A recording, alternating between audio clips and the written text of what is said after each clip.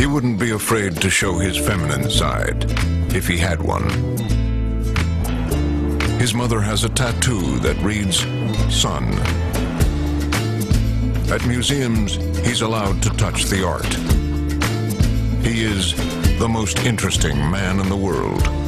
I don't always drink beer, but when I do, I prefer Dos Equis.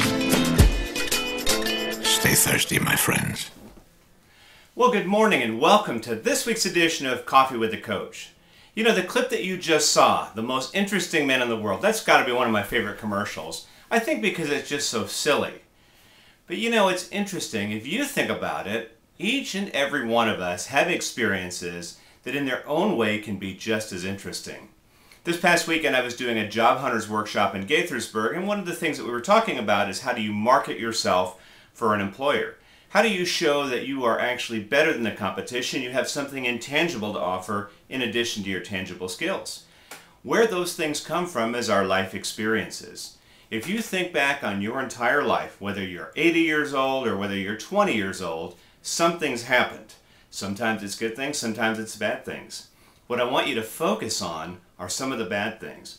Maybe it was a divorce, maybe it was a health issue, death of a family member, financial catastrophe. Whatever those things are, if you have come through those and you've got the wear and tear on your body because of them, that's experience. That's something that you've gained by persevering through something very, very difficult. And it's those experiences that make you stronger. Now, if you're in the middle of those things right now and you don't know what you're going to do, it's best to partner with somebody and at least talk to them. You never know who you're going to run into that's already overcome what you've gone through.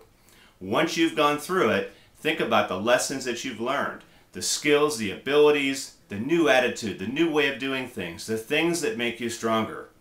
I heard once that if you break a bone, the place where the bones fuse back together is actually stronger than the bone was in the first place. It's those scars, those things that make you strong.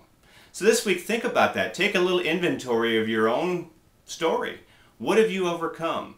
What have you gained because of those experiences? What makes you interesting?